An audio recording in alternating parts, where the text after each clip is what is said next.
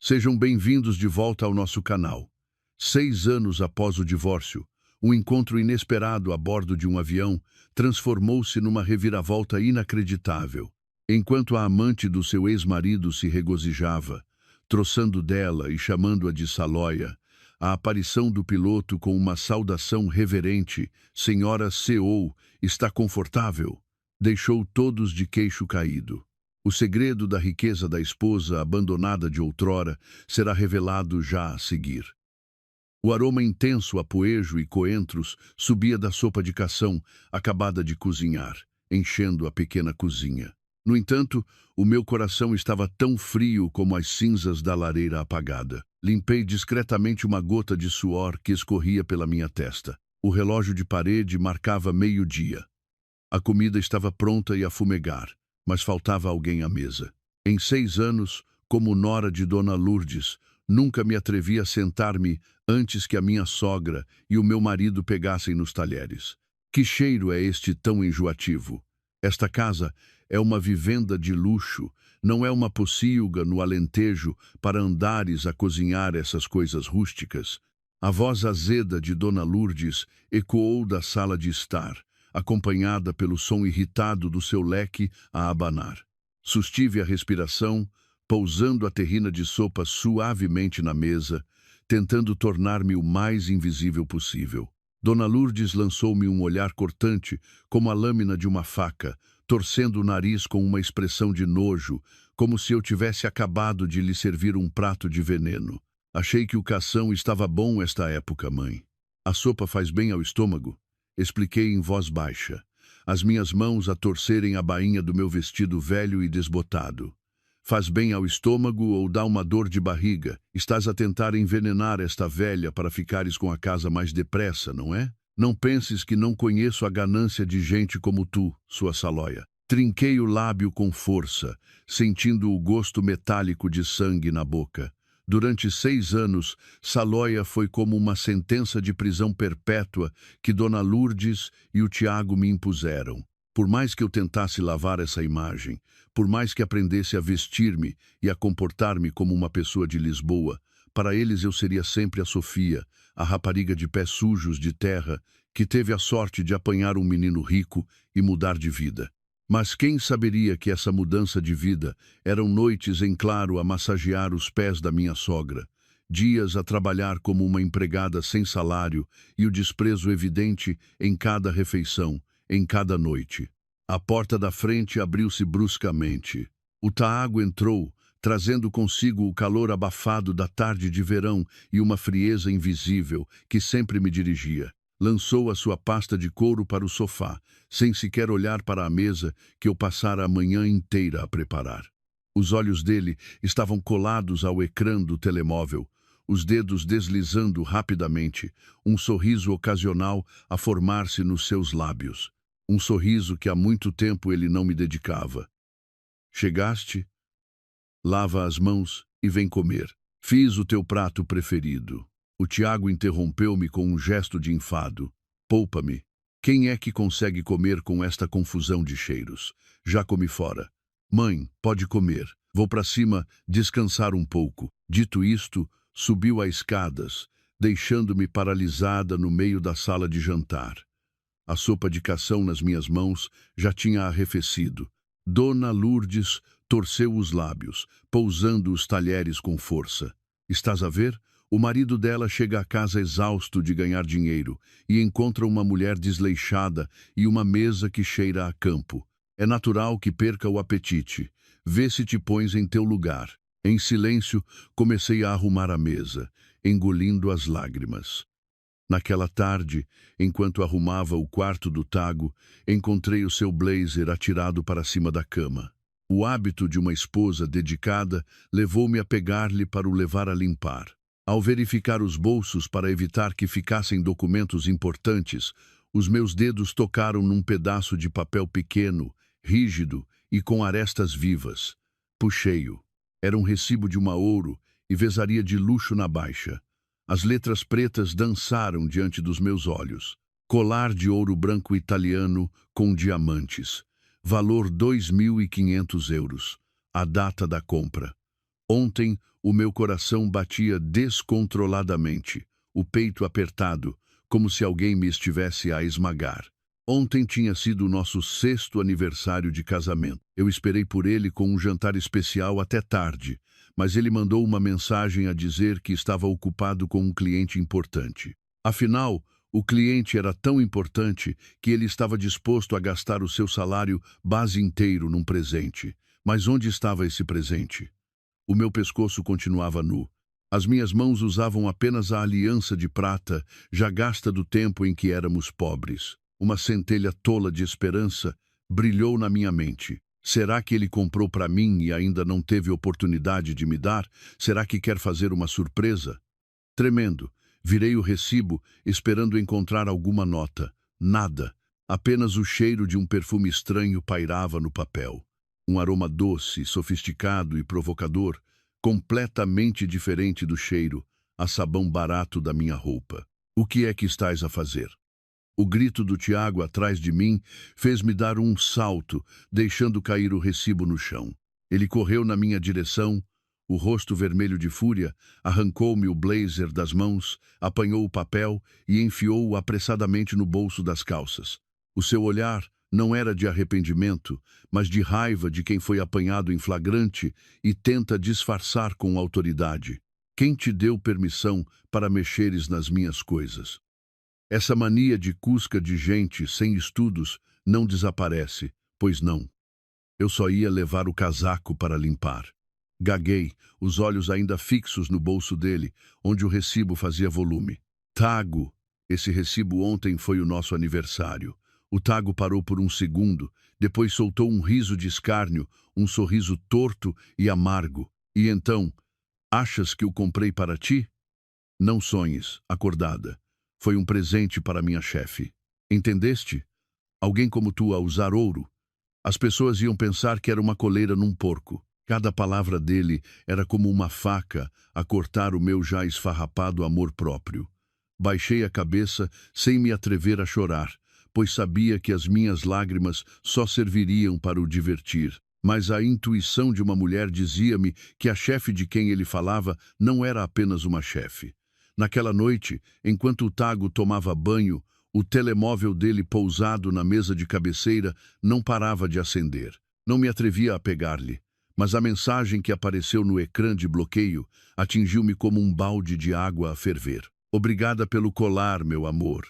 É lindo, tal como o nosso amor. Esta noite recompenso-te. O meu mundo desabou. Meu amor não era para mim, a sua esposa legítima, que se matava a servi-lo, mas para outra mulher na sombra. Hoje era o aniversário do Tiago. A casa, normalmente fria, estava estranhamente animada com a presença dos seus amigos, colegas e parceiros de negócios. Levantei-me às 4 da manhã para ir ao mercado escolher os ingredientes mais frescos. Passei 8 horas na cozinha a preparar 3 travessas de comida farta. O suor encharcava as minhas costas. O cabelo estava oleoso do calor e da gordura. Mas esforcei-me para que tudo estivesse perfeito, na esperança de que um elogio do meu marido pudesse aliviar a dor que sentia. Quando os convidados começaram a chegar, corri para o quarto para vestir a minha melhor roupa, um vestido florido que comprei no ano passado numa feira, ainda quase novo, porque raramente saía. Mas ao descer as escadas, senti-me como um patinho feio no meio de um bando de cisnes. No centro da sala, o Tago estava ao lado de uma mulher deslumbrante. Ela usava um vestido justo, cor de vinho, que realçava as suas curvas sensuais. A sua pele de porcelana brilhava sob a luz do candelabro. O cabelo ondulado caía-lhe em cascata e a maquilhagem sofisticada exalava uma elegância e um charme mortais. Era a Inês que o Tago apresentou como parceira estratégica da empresa. Oh, então esta é a esposa do Tago. Que ar tão simples, disse a Inês com uma voz doce como mel, mas com um olhar aguçado que me mediu da cabeça aos pés, como se estivesse a avaliar mercadoria estragada. A multidão silenciou-se. Ouviram-se algumas risadinhas. O Tiago franziu o sobrolho, sem qualquer intenção de me defender, dizendo apenas com frieza: ela está habituada a ser dona de casa. Não sabe arranjar-se, tem de compreender. Fiquei paralisada, as mãos a apertar a bainha do vestido. Dona Lourdes, sentada majestosamente numa poltrona, sorriu e acenou para que a Inês se aproximasse. Menina Inês, sente-se aqui. Não fique aí perto da cozinha a apanhar cheiros. Uma rapariga tem de ser elegante e competente como você para ser uma mulher moderna a sério. A Inês passou por mim. O seu perfume familiar invadiu-me as narinas. Era o mesmo cheiro do recibo. Ela colocou uma caixa de presente primorosamente embrulhada sobre a mesa e disse suavemente: "A senhora é muito amável. Tenho um pequeno presente para o Taago. É um relógio suíço de edição limitada. Espero que gostes." Todos fizeram um ó de admiração. O Taago sorriu radiante. O olhar que ele dirigiu a Inês era de paixão e apreço. Um olhar que em 6 anos eu nunca recebi, nem uma única vez. Ele pegou no presente. Os dedos deles tocaram-se furtivamente, mas cheios de intenção. Eu fiquei ali isolada e a mais, sentindo-me como uma empregada invisível na minha própria casa. "Sofia, ainda estás aí parada para quê? Vai à cozinha buscar mais gelo e cerveja. Os convidados estão à espera e tu aí pecada como um pasmarote." O grito de Dona Lourdes trouxe-me de volta à dura realidade. Voltei para a cozinha cabisbaixa, as lágrimas a queimarem-me o rosto. Ouvi a gargalhada cristalina da Inês na sala. "Deixem-me ir ajudar lá. É o aniversário do Taago, coitada, a fazer tudo sozinha." Antes que eu pudesse reagir, a Inês entrou na cozinha. Assim que a porta se fechou, o sorriso sociável desapareceu do seu rosto, substituído por um esgar de desprezo. Cruzou os braços, encostou-se ao frigorífico e observou-me a arrumar a pilha de pratos sujos. "Cozinhas bem, mas é uma pena que os homens de hoje não comam pela boca. Comem pelos olhos", disse a Inês. A voz um sussurro, mas cada palavra perfeitamente audível. Levantei a cabeça, tentando manter a calma. "O que é que queres dizer com isso?" A Inês aproximou-se, inclinando-se para o meu ouvido. O seu hálito perfumado bateu-me na cara. "Provocador. Quero dizer que devias pôr-te no teu lugar. Esta cozinha cheia de gordura é o teu sítio. O Tiago precisa de uma mulher que o ajude a projetar-se socialmente, não de uma salóia que só sabe enfiar-se num buraco de cozinha como tu. O colar que estou a usar parece-te familiar." Ela afastou subtilmente o cabelo, revelando o colar de ouro branco a brilhar no seu pescoço. O meu coração foi esmagado em 1000 pedaços. Era ele, o colar do recibo. Tu és." Gaguejei a tremer. "Sim, sou a amante do teu marido." A Inês sorriu, o sorriso de uma vencedora. "E em breve serei a dona desta casa. Aproveita bem os teus últimos dias de criada, Sofia." Dito isto, pegou num prato de fruta, mudou de expressão num instante e saiu sorridente, sobremesa para todos. Fiquei encostada ao lava-loiça, as pernas a fraquejar sem forças. Lá fora, o som dos brindes e dos parabéns ecoava ruidosamente. Muitos anos de felicidade. Parabéns, Taago. Sucesso na carreira e sorte no amor e no dinheiro. Eles brindavam a ele, enquanto eu, a sua esposa legítima, estava na escuridão da cozinha a ouvir o meu coração se em pedaços. Mas eu não sabia que a crueldade daquela noite era apenas o prelúdio para a sucessão de dias infernais que se seguiriam. Nesse preciso momento, ouvi o meu filho Duarte a chorar desesperadamente no andar de cima, um choro que rasgava o coração, abafado pela música alta e indiferente. A chuva torrencial de verão caía com violência, como se quisesse afogar a cidade inteira num mar de água. O relâmpago rasgou o céu, iluminando o rosto pálido e febril do Duarte. Ele estava encolhido nos meus braços, a respiração quente e ofegante, o corpo a tremer em espasmos. O termômetro marcava 40 graus Celsius, um número vermelho a piscar, como um sinal de perigo mortal. "Duarte, meu amor, aguenta. A mãe está aqui." Entrei em pânico, pegando apressadamente numa toalha molhada em água morna para lhe limpar a testa, mas a febre não baixava. Ele começou a delirar, os olhos vidrados a revirar. Num medo absoluto, Corri para o quarto do Tago, batendo na porta com força. Naquela noite, depois da festa, ele decidiu dormir no escritório com a desculpa de que precisava de sossego para tratar de um contrato urgente. Tiago, Tago, abre a porta. O nosso filho está com febre altíssima. Está a ter convulsões. Temos de o levar para o hospital. Rápido! Gritei, a voz a falhar no meio do barulho da chuva e dos trovões. Demorou algum tempo até a porta se entreabrir. O Tiago apareceu sonolento a cheirar a álcool, o rosto contorcido de irritação. Estás louca? O que são estes gritos à meio da noite? Não se pode dormir nesta casa. Ele está com 40 de febre, a ter convulsões. Pega no carro. Temos de o levar às urgências. Estou com tanto medo. Agarrei-lhe na manga da camisa, com o rosto banhado em lágrimas. O Tiago afastou a minha mão com força, fazendo-me cambalear. Olhou para dentro do quarto, viu Duarte imóvel e estalou a língua. As crianças terem febre é normal. Dá-lhe um Benon e já passa. Estás a fazer uma tempestade num copo de água. Estive a beber a noite toda. Estou exausto. Conduzir nem pensar. Chama um táxi. Mas está a chover tanto, não consigo chamar nenhum. Que raio de pai és tu? O teu filho está em perigo e tu preocupas-te mais com o teu sono. A frustração acumulada fez-me gritar-lhe na cara. Ah, agora atreves-te a falar-me assim. O Tiago arregalou os olhos, levantando a mão para me bater, mas parou com o barulho de um trovão ensurdecedor.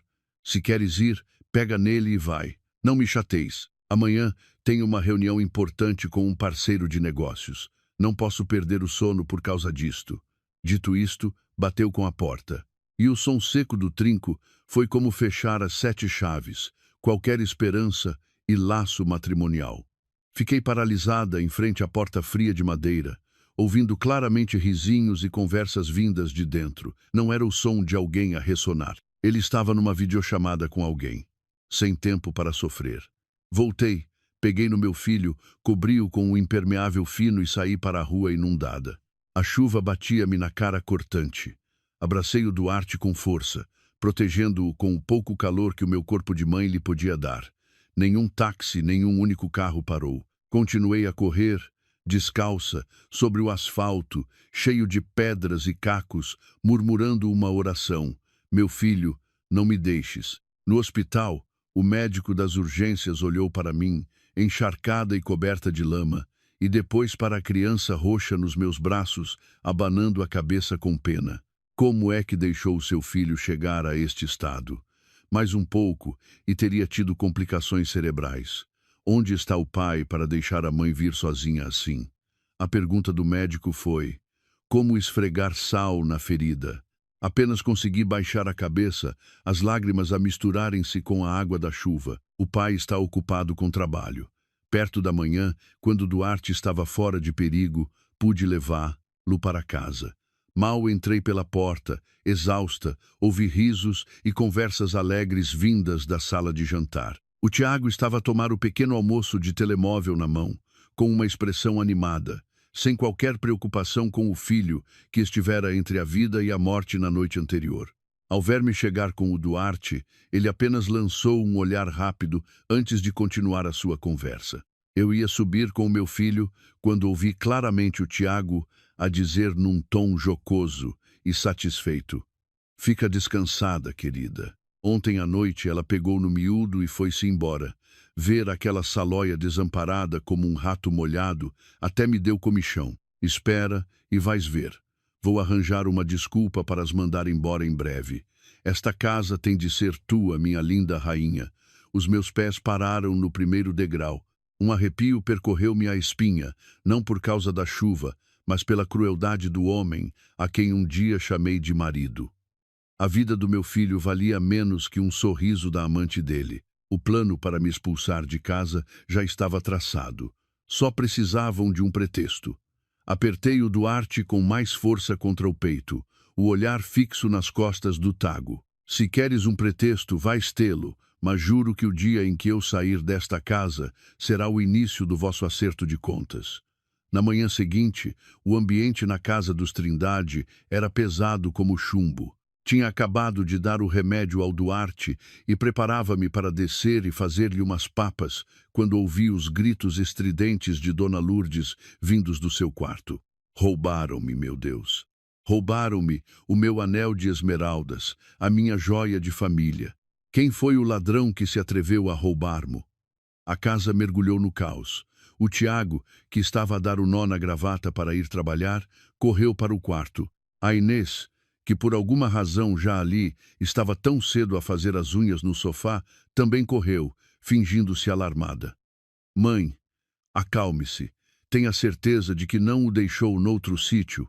Perguntou o Tago, ajudando a mãe a sentar-se na cama. Claro que tenho.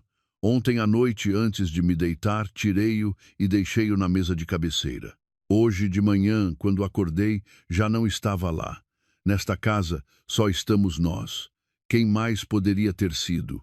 Dona Lourdes hesitou, e depois o seu olhar desconfiado pousou em mim, que estava encolhida à porta, a não ser a Sofia. Foi a única que entrou no meu quarto esta manhã para limpar. Dona Lourdes apontou um dedo acusador na minha direção, a voz síbile. Fiquei chocada, abanando as mãos em negação. Mãe, eu não o tirei. Esta manhã só entrei para limpar o chão. Nem sequer toquei na sua mesa de cabeceira. Acredite em mim. Acreditar numa salóia gananciosa como tu? Gritou o Tiago, aproximando-se e agarrando-me o pulso com força. Se tens juízo, devolve-o já. Não me obrigues a revistar-te e a humilhar-te. Tiago, juro por tudo o que é mais sagrado. Eu não o tirei. Sou tua nora há 6 anos. Alguma vez toquei numa agulha que fosse desta casa. Chorei, tentando libertar-me, mas a força dele era demasiada. A Inês, de braços cruzados, comentou com um estalar de língua. Sofia, o desespero leva a atos desesperados. Ouvi dizer que a sua mãe no Alentejo está muito doente. Deves precisar muito de dinheiro. É melhor admitires e pedires perdão à mãe se descobrirem. A vergonha será muito maior. As palavras da Inês foram como deitar gasolina no fogo. Revistem tudo o que é dela. Se não encontrarem, chamem a polícia, gritou Dona Lourdes.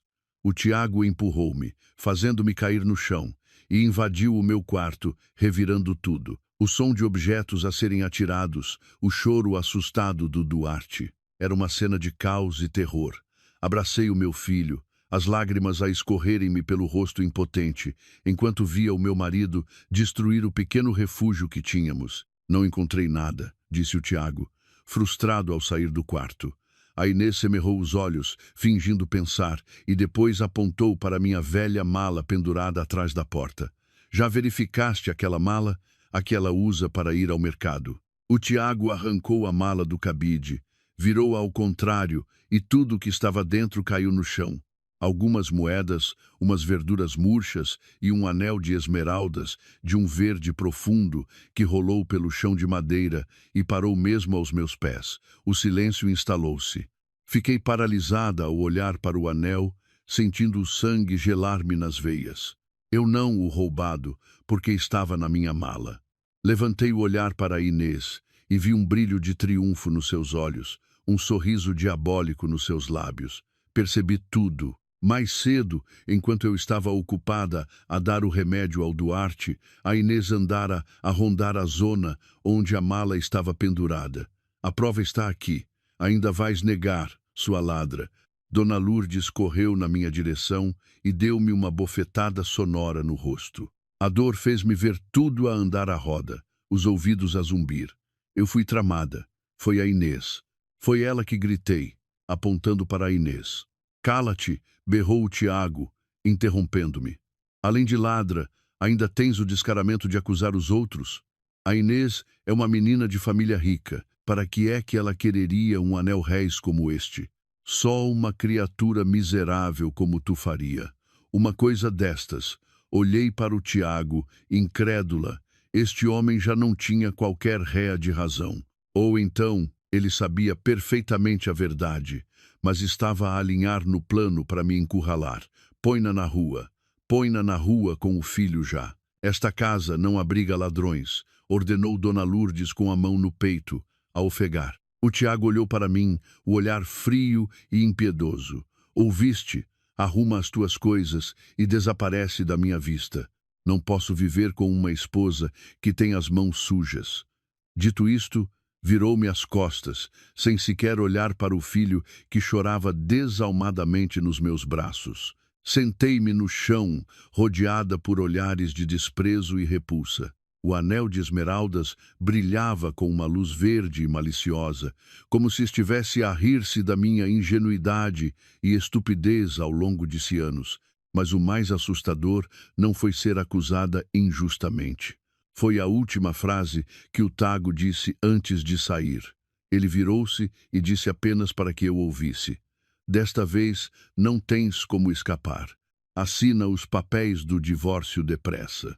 A luxuosa sala de estar transformara-se agora num tribunal sem juiz, apenas com carrascos cruéis e uma ré solitária. O Tiago, sentou-se no sofá, de perna cruzada, a saborear um copo de vinho.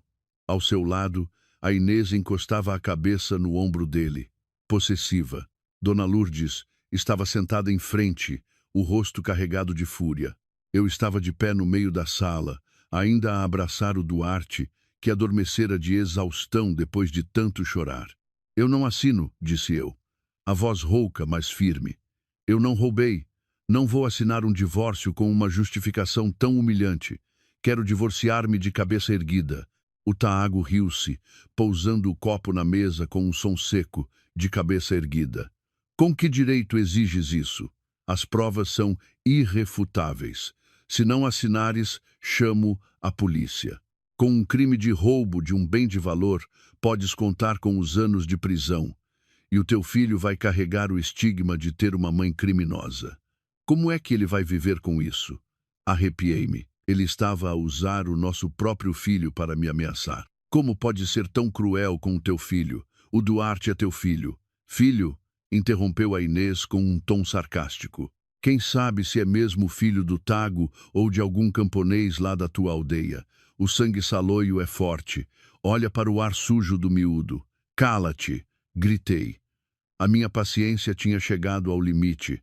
Tu és a terceira pessoa que destruiu uma família. Não tens o direito de falar aqui. A Inês não se irritou. Levantou-se e caminhou lentamente na minha direção. Pegou nos papéis do divórcio já preparados e encostou-os à minha cara. Sofia, és tão ingênuo? Achas que o Tiago alguma vez te amou? Ele casou contigo porque precisava de uma esposa submissa para manter as aparências enquanto construía a sua carreira. Agora que ele é bem-sucedido, tu és como uma roupa velha e rota que só o envergonha. Nós, eu e o Tiago, é que somos o par ideal. O meu pai é presidente de um grande grupo empresarial.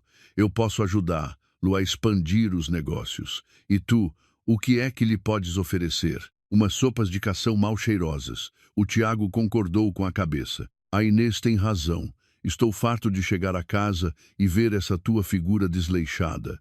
Olha para a Inês, elegante, sofisticada, sabe relacionar-se. Ao lado dela, sinto-me orgulhoso. Ao teu lado, sinto-me envergonhado. Cada palavra era como uma agulha a espetar-se no meu coração, uma dor que me entorpecia. Mas, estranhamente, depois daquela dor extrema, senti-me leve. Uma calma bizarra apoderou-se de mim. Olhei para as 3 pessoas à minha frente, o meu marido, a minha sogra e a amante. Pareciam demônios em pele de gente, gananciosos, egoístas e cruéis. O que é que eu estava a tentar salvar neste inferno? Pousei o Duarte no sofá, peguei na caneta. Está bem, eu vou-me embora. Mas não é por ter medo de vocês, é porque tenho nojo deste lugar. Assinei os papéis com um traço rápido. A minha caligrafia estava trêmula, mas decidida. A Inês sorriu vitoriosamente, batendo palmas, inteligente, e acrescentou. E esqueci-me de dizer. O advogado do Tago tratou de passar todos os bens para o nome da mãe dele no mês passado. Por isso, vais sair de mãos a abanar. Não penses que vais receber um cêntimo. O Tiago atirou-me um saco de plástico preto. Aqui dentro estão umas roupas velhas tuas. Pega nelas e vai. Quanto ao miúdo, não o quero criar. Se o quiseres, leva-o. Mas não te atrevas a pedir-me um tistão de pensão. Quem o fez? Que o crie. Olhei para o Tiago uma última vez, não com súplica ou ressentimento, mas com pena. Tiago, lembra-te bem do dia de hoje, o dia em que te descartaste de nós como se fôssemos lixo. Mas lembra-te, até o lixo pode ser reciclado e transformar-se em ouro. Já o ouro falso, como vocês, mais cedo ou mais tarde, o fogo vai revelar que não passa de carvão. Peguei no meu filho e saí de cabeça erguida. Lá fora, o sol de verão brilhava intensamente, caindo sobre as nossas cabeças. Eu não tinha dinheiro, não tinha casa, não tinha futuro, mas tinha o meu filho e tinha uma vingança para cumprir. Mal saí do portão, um carro de luxo parou bruscamente à minha frente. O vidro baixou e o rosto do Tago apareceu. Ele cuspiu no chão, mesmo ao pé de mim, e riu-se às gargalhadas. Vamos lá ver como é que vais criar o miúdo sem mim. Se calhar, vais ter de te vender na rua. Desaparece. O carro arrancou, deixando uma nuvem de poeira. Fiquei ali a abraçar o meu filho, a ver o fumo do escape a desaparecer, mordendo o lábio até sangrar. Daqui a anos, jurei a mim mesma, vocês vão ajoelhar-se aos meus pés a implorar por perdão. O pesado portão de ferro do tribunal fechou-se atrás de mim com um ranger seco, como uma gargalhada sarcástica do destino. Fiquei paralisada no passeio. Forta Malivon. O sol escaldante de uma tarde de verão em Lisboa batia-me na cabeça, mas eu não sentia calor.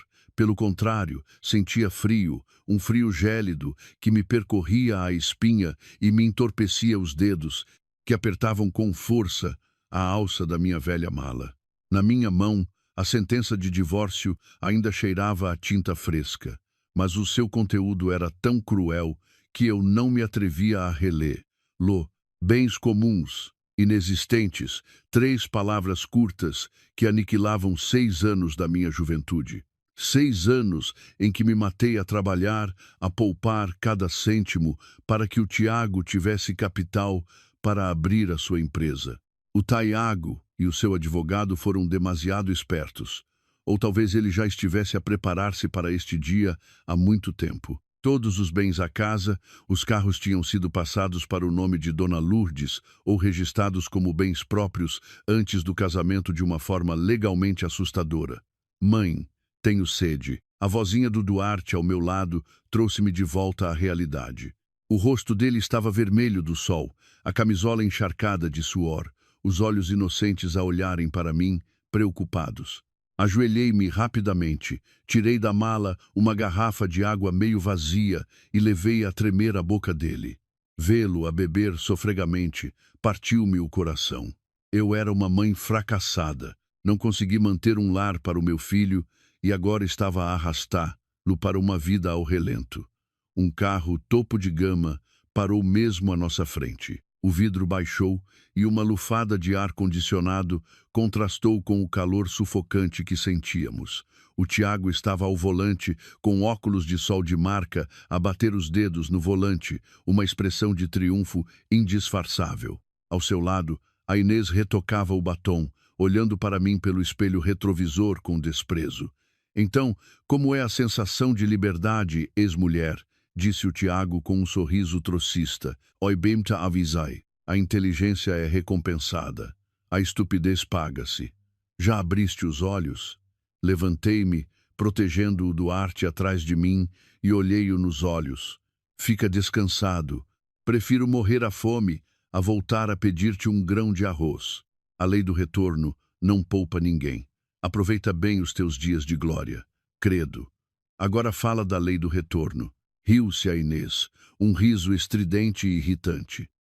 É melhor preocupar-te em encontrar uma ponte limpinha para viver. Hoje em dia, até para alugar um quarto é difícil. E vê se educas bem o teu filho, não vai ele crescer e tornar-se um ladrão zeco como a mãe. As palavras da Inês foram a gota de água. O sangue ferveu-me nas veias. Estava prestes a saltar-lhe em cima quando o Tiago arrancou. O carro desapareceu, deixando uma nuvem de poeira que nos atingiu em cheio. Tossia as lágrimas a misturarem-se com o pó e a humilhação. A última frase do Tiago ecoou, levada pelo vento, mas cravada no meu coração como uma maldição. Vou ficar a ver de camarote como é que vais criar esse miúdo sem mim. Se calhar, vais ter de pedir esmola. Abracei o Duarte com força, sentindo o corpinho dele a tremer. Eu não podia chorar, eu não podia desmoronar. Ajeitei a mala ao ombro, peguei na mão do meu filho e comecei a andar. O alcatrão quente souber queimar-me a sola dos sapatos, mas eu sabia que o caminho à minha frente seria 1000 vezes mais espinhoso. Depois de andarmos um pouco, o Duarte olhou para mim e perguntou com uma inocência que me rasgava a alma: Mãe, para onde vamos? O pai já não nos deixa voltar para casa? Trinquei o lábio até sangrar, tentando conter um soluço, e sussurrei-lhe ao ouvido: Vamos de viagem, meu filho, uma longa viagem, só nós os dois. 3 meses depois, a liberdade de que o Tago falava revelou-se um inferno na terra, sem qualificações, sem experiência de escritório, e com uma criança pequena, fui rejeitada em todos os sítios onde me candidatei. As poucas poupanças que tinha escondido na sola de um sapato estavam a acabar. Aluguei um quarto úmido e degradado num bairro de lata nos arredores, onde de dia as moscas zumbiam e de noite vivia com medo de ladrões e tóxico-dependentes. Para comprar leite para o Duarte e pagar a renda, fiz de tudo. De madrugada ia vender raspadinhas pelos cafés. À hora do almoço, lavava pratos numa tasca em troca de 2 doses das sobras para levar para o meu filho. À noite, quando o Duarte já dormia, saía para apanhar sucata, remexendo em cada caixote do lixo em busca de latas e cartão. As minhas mãos, que a minha sogra um dia criticou por serem demasiado grosseiras, estavam agora calejadas, gretadas e cheias de cortes. A pele estava queimada do sol, o cabelo seco e amarrado num coque improvisado. Ninguém me reconheceria como a nora dos Trindade. Viam apenas uma mulher pobre e suja no fundo da sociedade. Hoje chovia a cântaros. A tasca estava e a dona, uma mulher azeda, mandou-me para casa mais cedo, sem me pagar o almoço, atirando-me apenas um saco com arroz frio. Caminhava de regresso, com o estômago a dar horas, mas o coração doía mais. O Duarte esperava-me em casa com uma tosse que não passava H dias por causa da umidade do quarto. Enquanto caminhava pelo passeio inundado, um carro de luxo aproximou-se por trás. Encostei-me ao máximo, mas o carro pareceu vir de propósito na minha direção. Zaz! Uma onda de água suja e mal cheirosa dos esgotos encharcou-me da cabeça aos pés. O saco de arroz caiu numa poça, os grãos brancos a misturarem-se com a lama. Levantei o olhar chocada. O carro abrandou, o vidro baixou, eram o Tiago e a Inês. Não mostraram qualquer remorso. O Tiago olhou para o meu estado lastimável, molhada como um pinto, e para o saco de arroz no chão e desatou a rir às gargalhadas. Meu Deus, olha para aquilo, querido. Eu bem te disse que ela tinha mais jeito para remexer no lixo do que para ser tua mulher, disse a Inês, tapando a boca para rir, o olhar a brilhar com maldade. Então, estás feliz? Estás a gostar da liberdade? Gritou o Tiago por cima do barulho da chuva, a voz cheia de escárnio. Se tiveres fome, diz-me, dou-te uns ossos para roeres. Não andes a apanhar porcarias do chão. Ainda morres, e o meu pobre filho fica sem ninguém. Fiquei paralisada no meio da chuva, as lágrimas a misturarem-se com a água que me escorria pelo rosto. Queria gritar, queria saltar-lhes para cima e arranhar aquelas caras hipócritas. Mas as minhas pernas pareciam de chumbo. A pobreza roubara-me até o direito de me zangar. Fiquei ali a tremer de frio e de humilhação. Vi o carro do meu ex-marido arrancar, deixando-me sozinha no meio da tempestade da vida. Baixei-me e a tremer apanhei o saco de plástico vazio.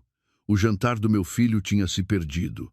Quando cheguei ao quarto, o Duarte estava encolhido numa esteira rota, a chamar por mim enquanto delirava.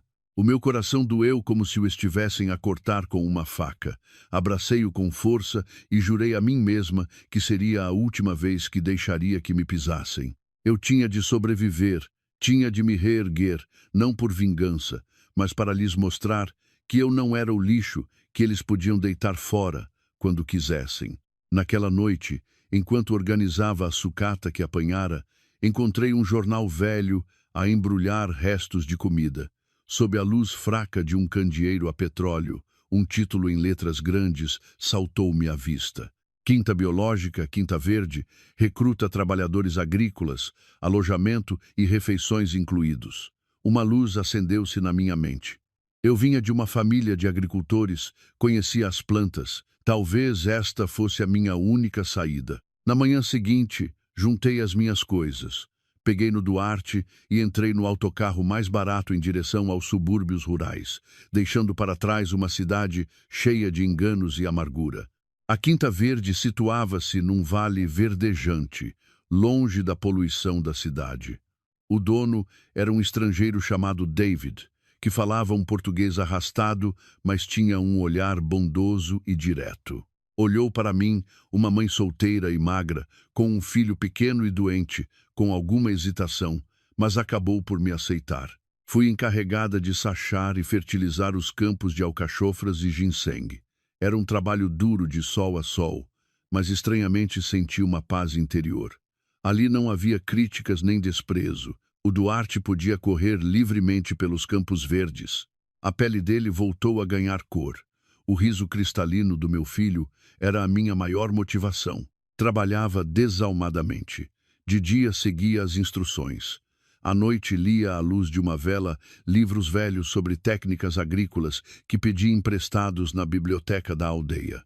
Com a minha experiência de infância e uma intuição natural, percebi que o processo de compostagem da quinta não era o ideal, tornando as plantas vulneráveis a fungos na estação das chuvas.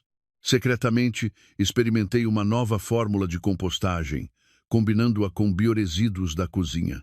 2 meses depois, o campo de ginseng, sob os meus cuidados, não só estava livre de doenças, como também crescia de forma excepcional. As raízes eram 1,5 vezes maiores que as dos outros campos, as folhas de um verde luxuriante. Uma tarde, o Senhor David estava a inspecionar a quinta com uma equipa de especialistas. Ao passar pela minha área, parou de repente, chocado, agachou-se, arrancou uma folha, examinou as raízes. Quem é o responsável por esta secção? Perguntou em voz alta, surpreso.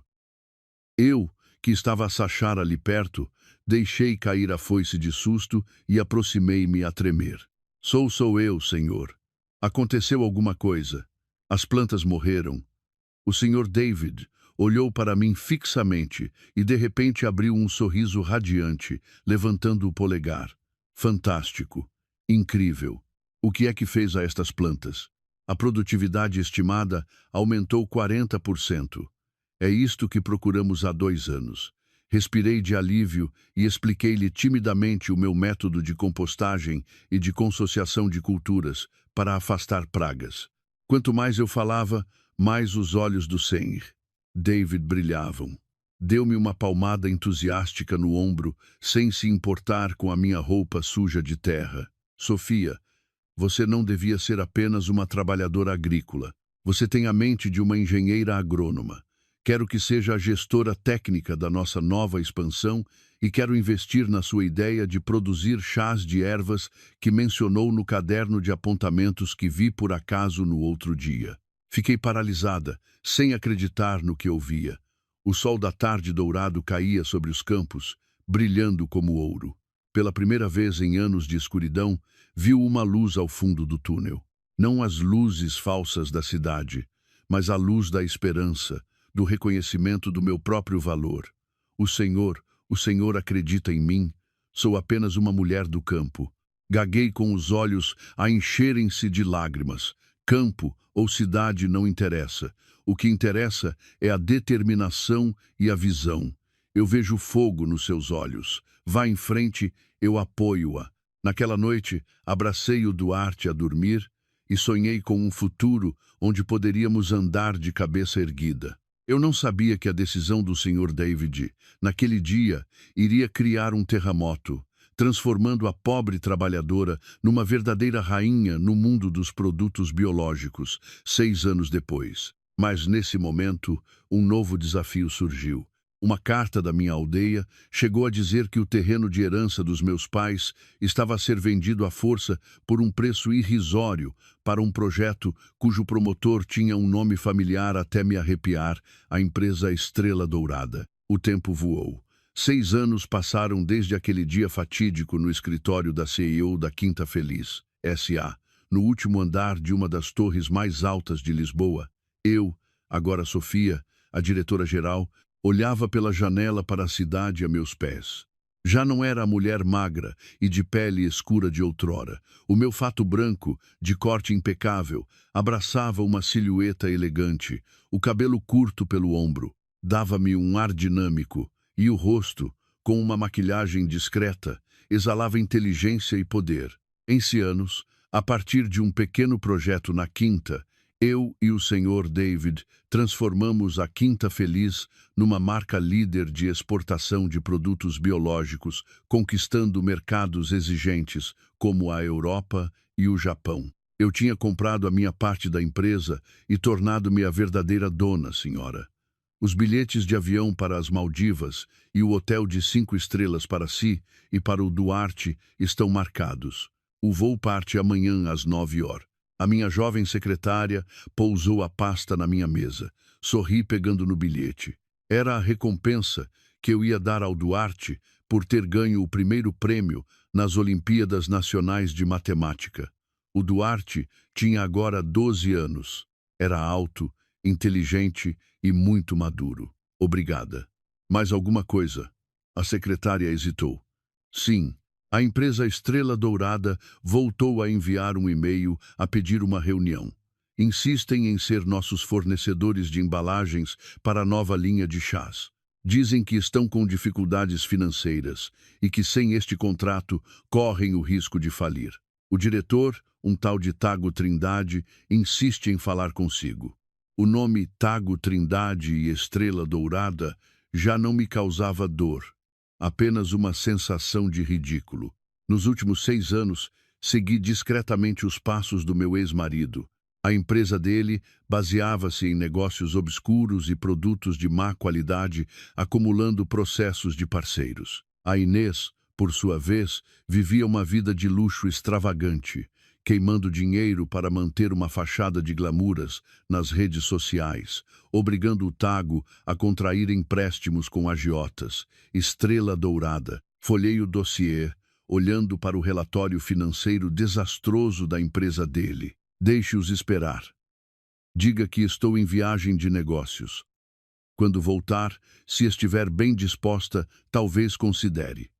Fechei a pasta e atirei-a para o lixo. Antigamente, ele tratou-me como lixo. Agora, o destino da empresa dele estava nas minhas mãos. Sim, senhora. A secretária fez uma via e preparava-se para sair quando a chamei. Ah, prepare-me umas roupas simples, t-shirts, calças de ganga, sapatilhas. Vou de férias com meu filho. Quero estar confortável. Sim, mas não será demasiado simples para a sua posição, sorri misteriosa. Às vezes o valor de uma pessoa não está na roupa que veste.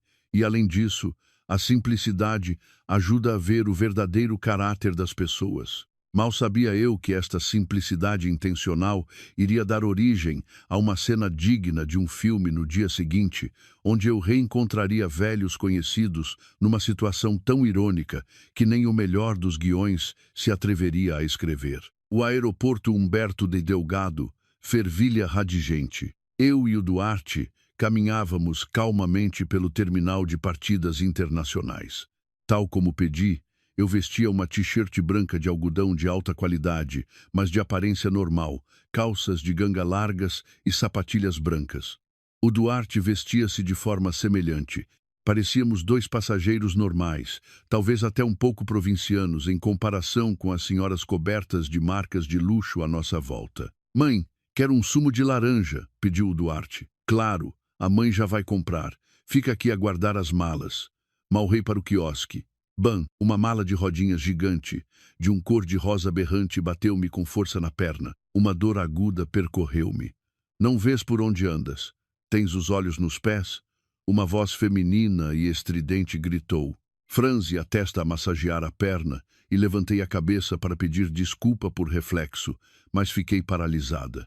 À minha frente estava uma mulher com óculos de sol enormes, que lhe cobriam metade do rosto, um vestido espalhafatoso e o pescoço e os pulsos carregados de joias. Apesar dos óculos e da maquilhagem pesada, reconheci imediatamente aquela arrogância. Era a Inês, e atrás dela, a empurrar um carrinho de bagagens a abarrotar, estava o Tago.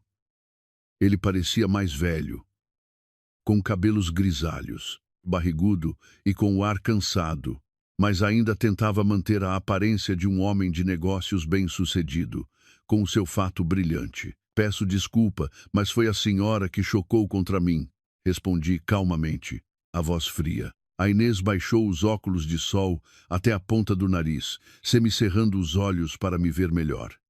De repente, os olhos dela arregalaram-se, a boca aberta, como se tivesse visto um fantasma. Sou Sofia, gritou, atraindo a atenção de todo o terminal. Meu Deus, que mundo pequeno. Tago, vem ver quem está aqui. O Tiago olhou confuso e ficou igualmente chocado.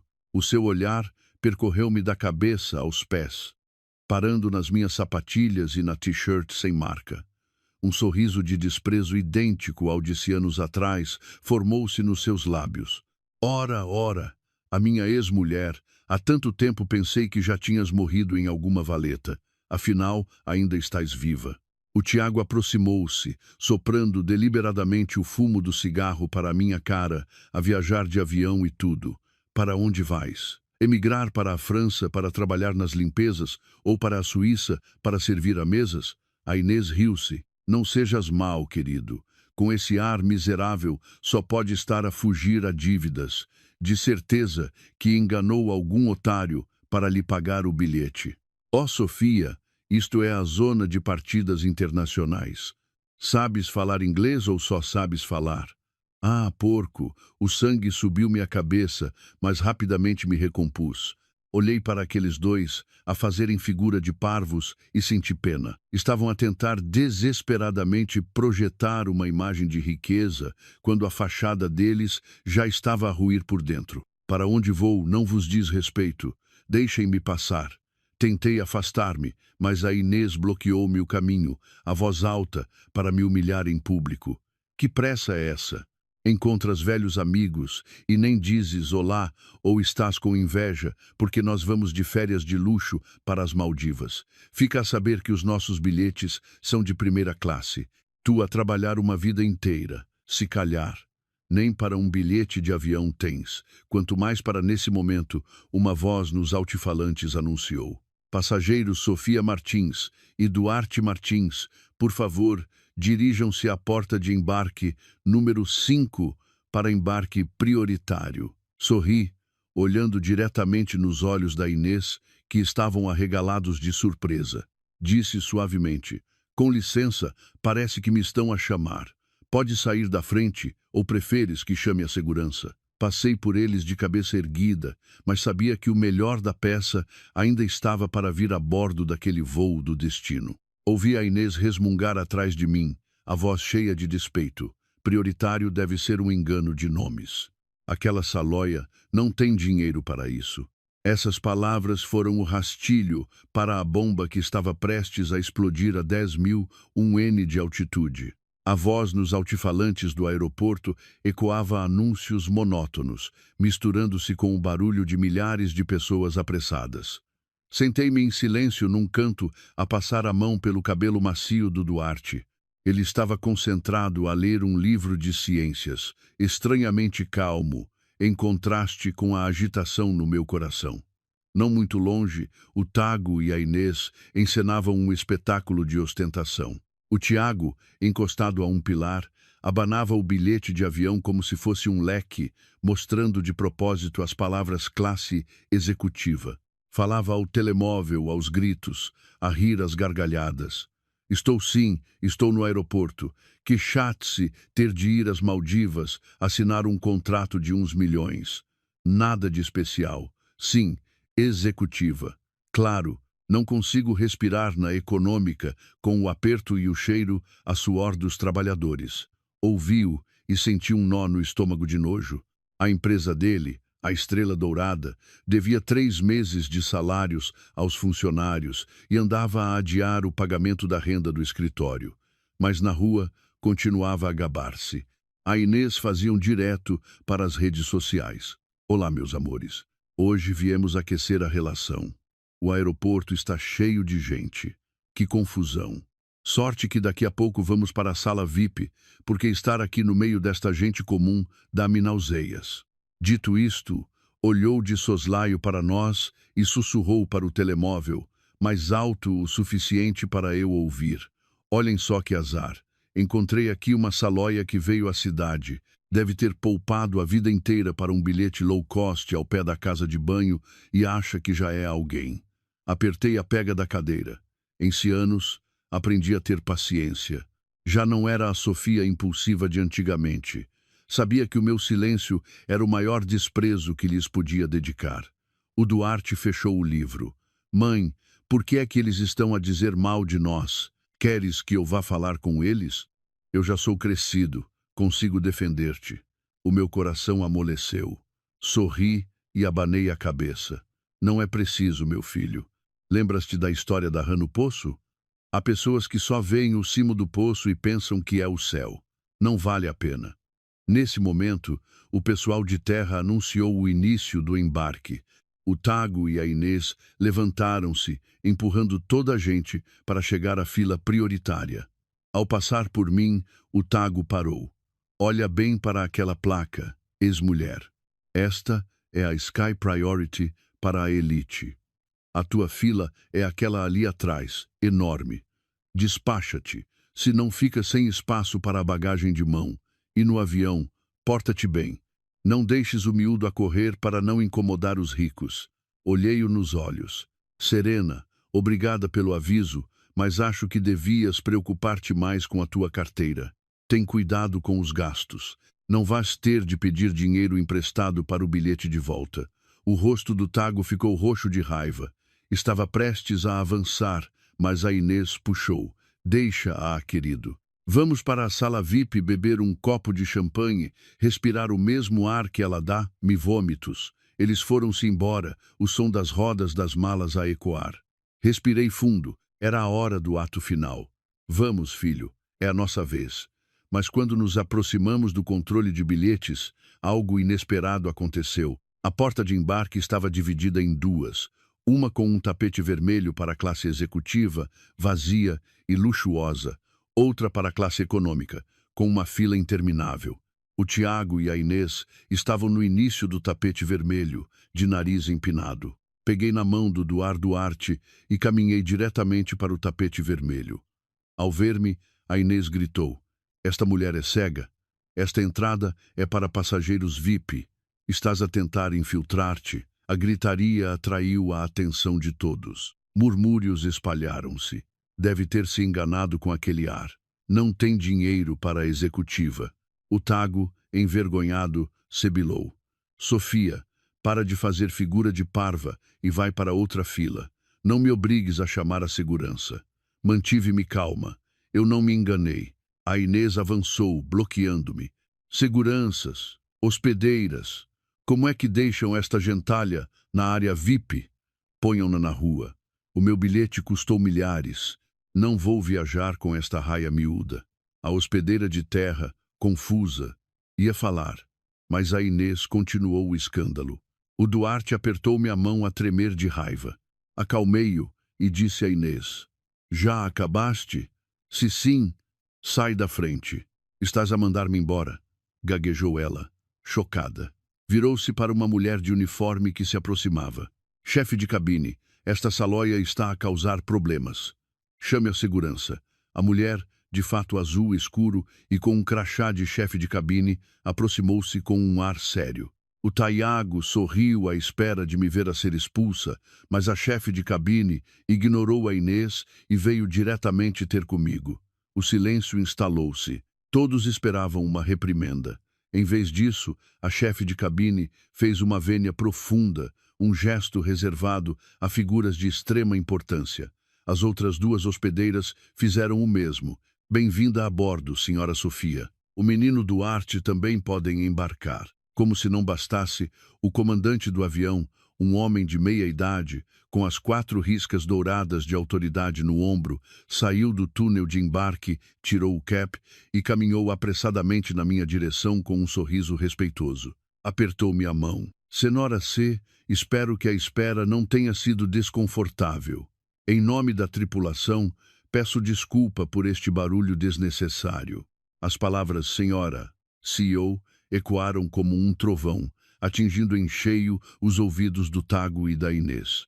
O rosto do Tago passou de vermelho a cinzento, depois a branco. Ele gaguejou. CEO deve estar enganado. Esta mulher é minha ex. É uma camponesa. A Inês ficou petrificada. O telemóvel caro caiu-lhe da mão, o ecrã a estilhaçar-se. Não conseguia acreditar que a Salóia, que acabara de humilhar, estava a ser recebida com honras de chefe de Estado pelo comandante. O comandante olhou para eles, o sorriso a transformar-se numa expressão gélida. Algum problema? Esta é a senhora Sofia Martins, presidente da Quinta Feliz, a nossa parceira estratégica e fornecedora exclusiva das refeições de luxo e também uma das principais acionistas da companhia aérea. Se continuarem com este comportamento, serei forçado a recusar-vos o embarque. Eu sorri. Apanhei o bilhete do Tago do chão, limpei-o e entreguei-lhe. A minha voz era suave, mas cortante. Tago, segura bem no bilhete. A classe, Xuxerru, seria um desperdício perdê-lo. A propósito, a tua empresa deve salários aos funcionários. Tens a certeza de que podes pagar estas férias? O Tago pegou no bilhete a mão a tremer, sem conseguir dizer uma palavra. Olhava para mim como se eu fosse um extraterrestre. Obrigada, comandante Rui. Pode indicar-nos o caminho? O meu filho está com sede. Claro, senhora CEO. Por aqui já preparamos o sumo de fruta tropical de que o menino tanto gosta. Peguei na mão do Duarte e passei pelo Tago e pela Inês, de cabeça erguida, deixando-os para trás, no meio dos risos e cochichos da multidão. Afinal, era uma rica a fingir-se de pobre. Viram a cara da outra? Tanta arrogância para nada. O Tago ainda não sabia, mas a humilhação estava apenas a começar.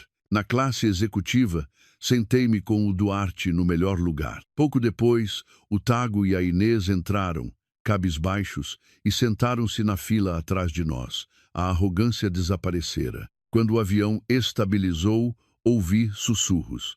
Eu bem te disse que ela tinha outro ar, dizia Inês. Cala-te, respondeu o Tago. Como é que ela ficou tão rica? Há anos não tinha nada. Deve ter arranjado um velho rico. Pousei o meu copo na mesa com um som seco. O silêncio instalou-se. Virei-me para trás. Um copo de vinho tinto na mão. Falem mais baixo, por favor. Na classe executiva. Paga-se pelo silêncio, não pelo zumbido das moscas. O Tago estremeceu. Ah, Sofia, quer dizer, senhora CEO, desculpe, estamos só surpreendidos. Estás diferente. Diferente. Ri-me.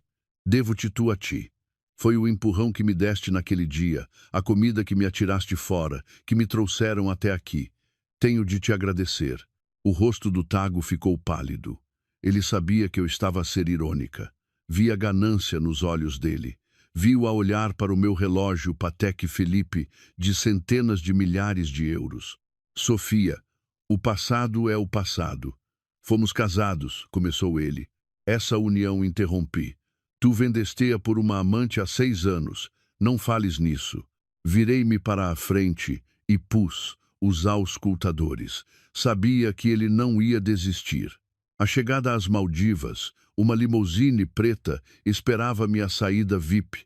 O Tago e a Inês estavam na fila do táxi a suar debaixo do sol. Ao ver-me entrar no carro de luxo, o Tago correu na minha direção. Sofia, Em que hotel ficas? Que coincidência, também reservei no Marina Bay. Podes dar-me boleia? A Inês está com dores nos pés. Baixei o vidro. Lamento. Thago. O carro tem regras. Não pode transportar estranhos, especialmente estranhos com cheiro a traição. Sou alérgica. O vidro subiu, deixando-o para trás, a respirar o fumo do escape. Naquela noite, no meu resort de luxo, recebi um telefonema. Era o Thago, a implorar por uma reunião de negócios. Ele estava hospedado num quarto modesto nos fundos do resort.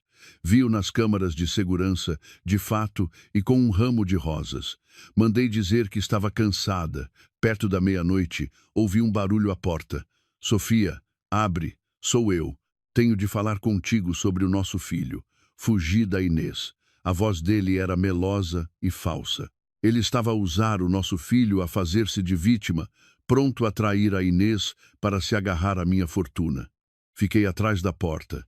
De repente, vi nas câmaras um vulto a sair dos arbustos. Era a Inês. Ela tinha-o seguido. O rosto dela estava desfigurado pelo ciúme. Uma cena de pancadaria estava prestes a começar à minha porta. E eu, a única espectadora, apenas tinha de esperar e assistir. Do lado de fora do meu quarto de hotel, a cena desenrolava-se. Onde pensas que vais? Vens ter com ela para lhe lamber as botas, não é, seu cobarde? Sibilava Inês, agarrando-se ao fato do Thago. Estás louca? Fala baixo. Ele tentava calar. Lá. Vim só sondar. Lá. Não vês que ela está podre de rica? Se não aproveitarmos, como é que pagamos aos agiotas? Sondar ou meter este na cama dela? Achas que sou estúpida? A Inês deu-lhe uma bofetada. O Tiago, furioso, empurrou-a contra a parede. Para de fazer escândalos. Se não fosse eu a matar-me para ganhar dinheiro, achas que estavas aqui? Volta para o quarto e deixa-me tratar de assuntos sérios.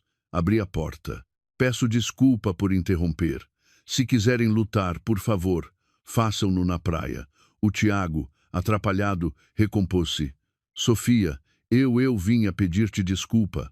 A Inês tem ciúmes. Entra, disse eu. Quero ouvir esse pedido de desculpas.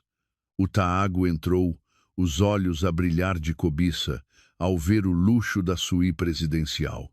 Sentou-se e começou o seu discurso ensaiado. Sofia, nunca te esqueci. A Inês enfeitiçou-me no meu coração. Foste sempre tu. Estou com problemas. Os bancos estão a penhorar tudo. Ajuda-me, assina o contrato ou empresta-me dinheiro. Juro que deixo a Inês e volto para ti e para o Duarte. Ele precisa de um pai. Peguei numa caneta com um microfone escondido. Deixas mesmo a Inês? Deixo imediatamente. Estou farto dela. Está bem, disse eu. Eu ajudo-te.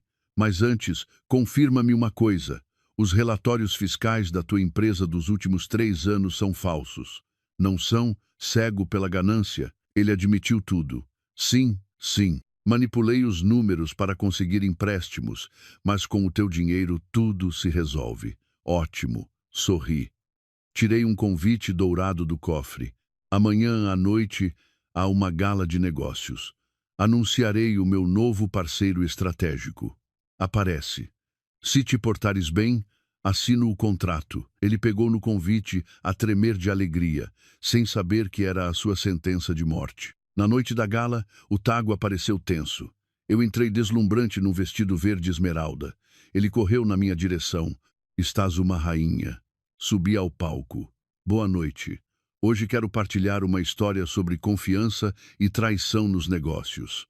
No ecrã gigante atrás de mim, apareceu o vídeo da noite anterior gravado pela câmara de segurança e com o áudio da minha caneta. A confissão do Thago ecoou pela sala.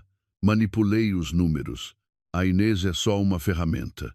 O salão mergulhou no caos. O Thago ficou branco como a cal. Nesse momento, a porta abriu-se. Era a Inês despenteada com um maço de papéis. Parem! Este homem é um vigarista, gritou, subindo ao palco. Ele enganou-me. Obrigou-me a pedir empréstimos a agiotas. Aqui estão as provas de que ele foge aos impostos. Atirou os papéis ao ar eugando. O Thago tentou calar. Lá os dois começaram a lutar no palco. Uma cena patética de agressões e acusações. Eu assistia de longe com pena. Os seguranças intervieram, mas a polícia de Singapura e a Interpol entraram na sala. Tiago Trindade e Inês Matos estão detidos por suspeita de fraude internacional e lavagem de dinheiro. O som frio das algemas estalou. O Tago olhou para mim a suplicar. Sofia, salva-me. Sou o pai do Duarte. Aproximei-me e sussurrei-lhe ao ouvido. Estás enganado. O pai do Duarte morreu há 6 anos naquela noite de chuva em que nos puseste na rua. Tu és apenas um estranho. Ele baixou a cabeça derrotado. A notícia da detenção correu o mundo. A estrela dourada faliu. O Tago e a Inês foram extraditados e condenados. Uma tarde, recebi um telefonema de um hospital. Encontraram o meu número no bolso de uma idosa sem abrigo que fora internada de urgência, Dona Lourdes. No hospital, encontrei a irreconhecível, uma sombra da mulher arrogante que conhecera. Vieste rir-te de mim, destruíste o meu filho, acusou-me a voz fraca. Sentei-me. O seu filho está preso porque cometeu crimes, e a senhora está nesta situação porque sempre o mimou e tolerou a sua maldade. Ela desfez-se em lágrimas, confessando que a Inês a tinha enganado e feito com que hipotecasse a casa. Perdoa-me, Sofia, deixa-me ir viver contigo. Eu trato do Duarte. Recuei. Dona Lourdes, a água que se entorna não se apanha. A nossa relação acabou no dia em que me expulsou. Vim aqui por uma questão de humanidade. Deixei um envelope com dinheiro para as despesas e disse-lhe que tinha arranjado um lugar para ela num bom lar de idosos. É o melhor que posso fazer. Saí do hospital ao som dos seus soluços de arrependimento. É o karma, é o karma. Senti-me leve. A vingança estava completa, mas sem ódio. Levei o Duarte de volta à Quinta Verde, onde tudo recomeçou. O pôr do sol pintava o céu. O riso do meu filho ecoava pelos campos. Ao longe, um homem aproximava-se. Era o comandante Rui, o piloto daquele voo fatídico. Ao longo dos anos, tornara-se um amigo, um apoio silencioso. Vieram visitar a casa antiga? Perguntou, a voz calma e quente. Sim, para nos lembrarmos de onde começamos. Ele sorriu, olhando para mim com um carinho que eu nunca conhecera. O passado ficou para trás. Sofia merece ser feliz. Acreditas em novos começos? Olhei para o sol a pôr-se. Lembrei-me da Sofia de há 6 anos e da Sofia de hoje. A felicidade não é algo que nos dão, é algo que conquistamos. Acredito, sorri, o sorriso mais genuíno da minha vida. Peguei na mão do Duarte e na do Rui. Os 3 caminhamos juntos, as nossas sombras a fundirem-se sob a luz dourada do crepúsculo. À nossa frente, o céu estava vasto e imensamente azul. M.